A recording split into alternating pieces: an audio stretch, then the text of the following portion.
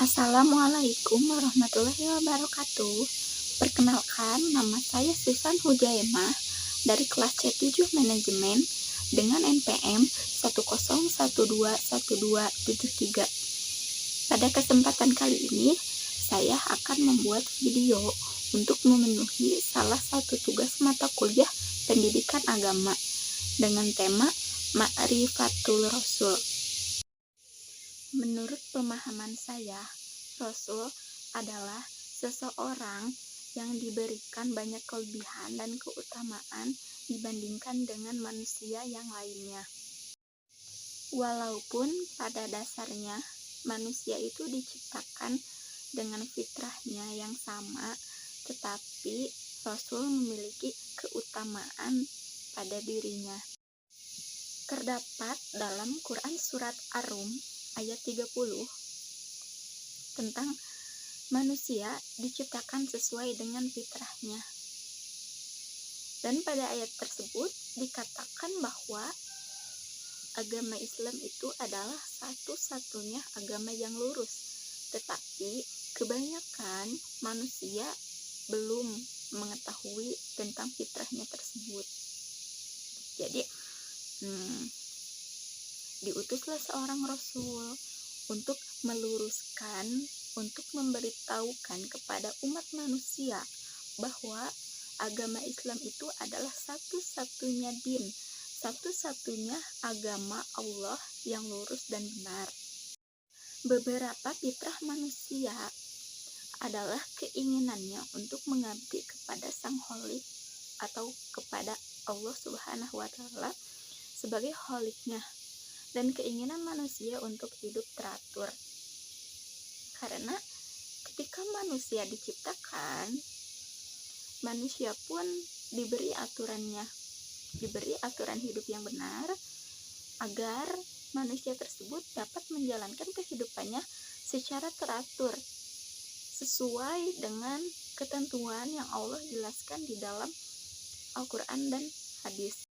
Manusia secara umum mendapatkan perintah dari Allah Subhanahu wa Ta'ala untuk mengabdi kepadanya, seperti yang dijelaskan dalam Quran Surat Al-Baqarah ayat 21. Di situ dijelaskan bahwa wahai manusia, sembahlah Tuhanmu yang telah menciptakan kamu dan orang-orang sebelum kamu agar kamu bertakwa.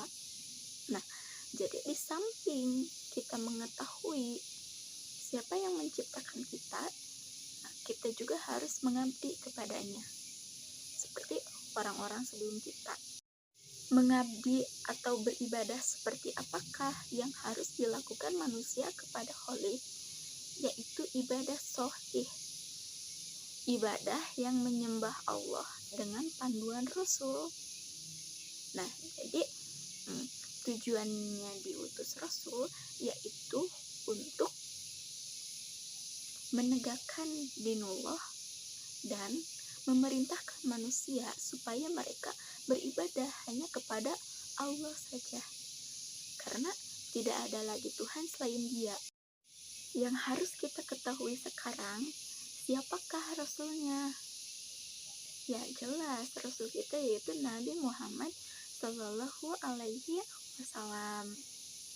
Nabi Muhammad merupakan suri tauladan yang baik, tauladan bagi setiap manusia di dalam segala ucapan, perbuatan, dan segala tingkah laku baiknya. Kita juga harus mengetahui tugas-tugas Rasul. Salah satunya yaitu mengemban risalah dakwah. Yang termasuk dalam risalah dakwah di sini yaitu Rasul bertugas untuk mengenalkan Sang Pencipta kepada manusia.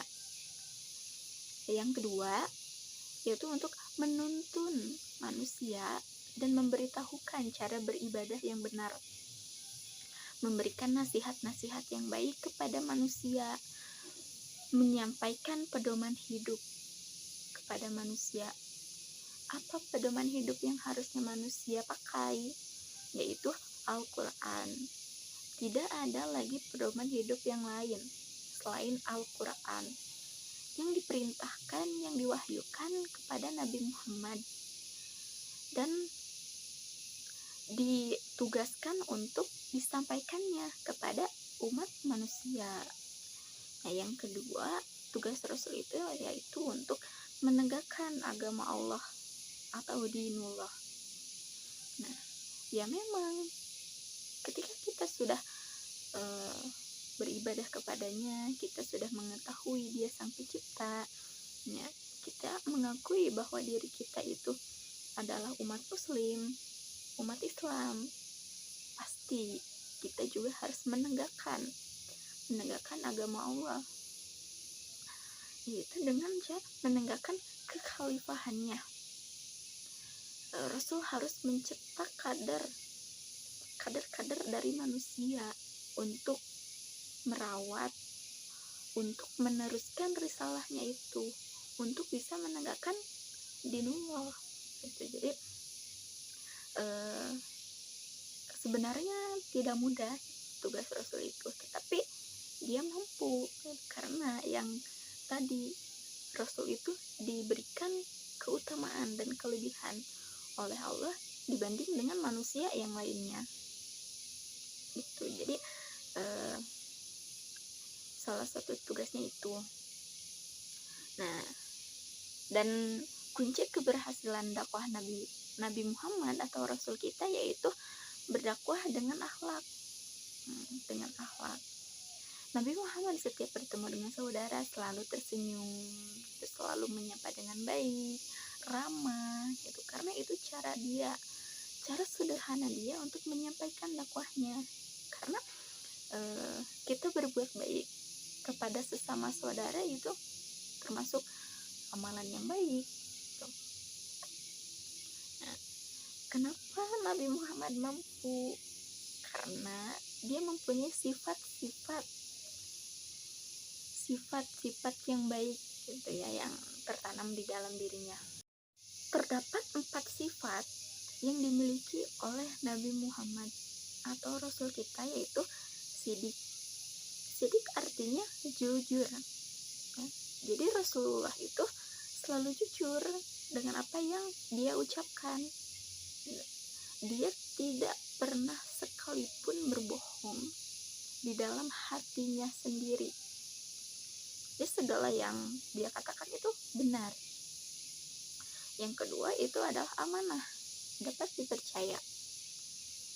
Ya, jelas karena dia diamanahkan oleh Allah untuk menyampaikan risalah dakwah, menegakkan dinullah dan mengajak manusia untuk beribadah kepada Allah. Allah mempercayakan semua itu kepada Nabi Muhammad sehingga dia dijuluki dengan gelar Al-Amin. Terus yang ketiga ada tabligh. Tabligh itu menyampaikan. Bisa dilihat dari cara penyampaian Nabi Muhammad kepada umat manusia tentang Allah itu seperti apa. Kita lihat dari kesabaran Nabi Muhammad dalam menyampaikan risalahnya. Dan yang terakhir itu fatonah, yaitu cerdas. Ya, Rasul cerdas. Dia bisa membaca masyarakatnya, dia bisa menyesuaikan masyarakatnya, dan dia juga bisa menyampaikan dengan baik risalah yang dia bawa tanpa memaksa, gitu kan. Jadi dia itu memang benar-benar suri tauladan untuk kita. Semua sifat-sifatnya, semua yang dia bawa, gitu. Jadi alangkah lebih baiknya kita sebagai manusia harus hidup sesuai dengan yang telah diajarkan oleh Rasul kita. Mungkin itu yang dapat saya sampaikan. Semoga bermanfaat untuk kita semua, dan yang tentunya semoga kedepannya kita dapat mengetahui lebih dalam lagi tentang mengenal Rasul. Sekian, wassalamualaikum warahmatullahi wabarakatuh.